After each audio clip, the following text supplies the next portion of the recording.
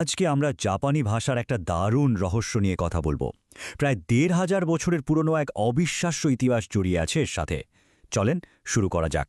আচ্ছা, একটা ব্যাপার কি কখনো মাথায় এসেছে যে একটা ভাষায় লেখার জন্য কেন তিনটে আলাদা স্ক্রিপ্ট বা লিপি ব্যবহার করা হয়?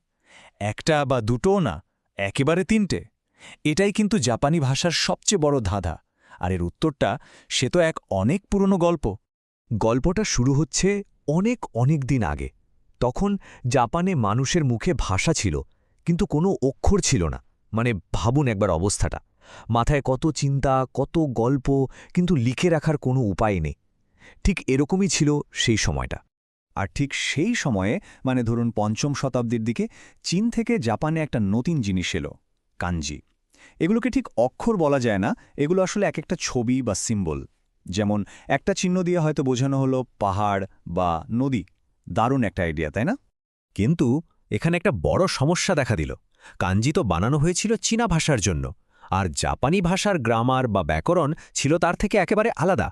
ব্যাপারটা অনেকটা জানেন তো, চৌকো বাক্সে গোল বল ঢোকানোর মতো। কিছুতেই যেন খাপ খাচ্ছিল না। তবে জাপানিরা তো আর হার মানার লোক নয়। তারা কাঞ্জিকে বাদ দিল না, বরং ওটাকেই ভিত্তি করে একটা অসাধারণ বুদ্ধি বের করল।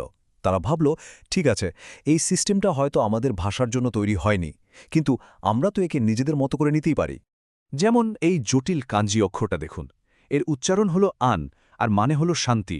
বিশ্বাস করবেন, এই একটা অক্ষর থেকেই জাপানের নিজেদের লিখন পদ্ধতি তৈরির গল্পটা শুরু। আর তারপর দেখুন কি হল। সময়ের সাথে সাথে ওই জটিল কাঞ্জি অক্ষরটাকেই সহজ করতে করতে অনেকটা টানা হাতে লেখার মতো করে তৈরি হল আজকের এই সুন্দর আ অক্ষরটা। এটাই হলো হিরাগানা। এটা কিন্তু ছিল একরকম বিপ্লব। কিন্তু গল্প তো এখানেই শেষ না। তারা আরও একটা বুদ্ধি বের করল। এবার আর পুরো কাঞ্জিটাকে সহজ করা হলো না, বরং তার একটা অংশ বা টুকরোকে আলাদা করে নেওয়া হলো। আর তা থেকেই জন্ম নিল কাতাকানা। খেয়াল করে দেখুন, এর অক্ষরগুলো একটু বেশি শার্প বা কোনাকোনি। আর এভাবেই তৈরি হলো আজকের মডার্ন জাপানি লিখন পদ্ধতি, যেখানে সেই পুরনো কাঞ্জি আর তা থেকে জন্ম নেওয়া হিরাগানা আর কাতাকানা, এই তিনটে লিপি মিলেমিশে একটা ভাষাকে প্রকাশ করে। এখন প্রশ্ন হল, এই তিনটের কাজটা কি? আচ্ছা ভাবুন তো, ওরা যেন একটা টিম। কাঞ্জি হলো টিমের মেন প্লেয়ার, যে মূল আইডিয়া বা নাউনগুলো বোঝায়, যেমন বাড়ি, জল। হিরাগানা হলো সেই সাপোর্টিং প্লেয়ার, যে গ্রামারের পার্টগুলো সামলায়, বাক্যগুলোকে জুড়ে দেয়।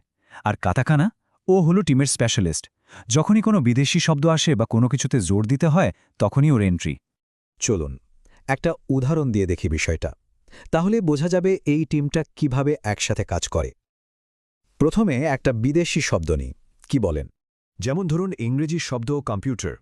এটা তো আর জাপানের নিজস্ব শব্দ না, তাই নিয়ম মতো এটাকে লেখা হলো কাতাকানায়। দেখলেন তো, টিমের স্পেশালিস্ট ঠিক সময়ে মাঠে নেমে গেছে। আচ্ছা, এবার একটা খাঁটি জাপানি শব্দ দেখি, যেখানে টিমের বাকি দুই প্লেয়ার একসাথে মাঠে নামবে। যেমন জাপানি শব্দ তাবেরু, মানে হলো খাওয়া। এখানে দেখুন, মূল আইডিয়াটা মানে খাওয়া, সেটা বোঝানোর জন্য ব্যবহার করা হয়েছে কাঞ্জি। আর তার সাথে যে বেরু অংশটা আছে, সেটা লেখা হয়েছে হিরাগানায়। এই অংশটা গ্রামারের কাজ করছে, মানে বোঝাচ্ছে যে এটা একটা ক্রিয়াপদ বা ভার্ব।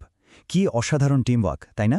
তাহলে বুঝতেই পারছেন, জাপানি লেখা মানে শুধু কয়েকটা অক্ষর নয়, এটা আসলে একটা জীবন্ত ইতিহাস। এর প্রত্যেকটা অংশে লুকিয়ে আছে জাপানের হাজার বছরের সংস্কৃতি, তাদের মানিয়ে নেওয়ার ক্ষমতা, আর নতুন কিছু তৈরি করার এক অসাধারণ গল্প। জাপানি ভাষার এই দারুণ জার্নিটা জানার পর একটা কথা মনে হয়, তাই না, যে আমাদের চারপাশের প্রত্যেকটা ভাষার পেছনেই হয়তো এরকম কোনো না কোনো গল্প লুকিয়ে আছে। এই গল্পটা শোনার পর অন্য কোনো ভাষার ভেতরের কাহিনী জানার ইচ্ছেটা কি আরও একটু বেড়ে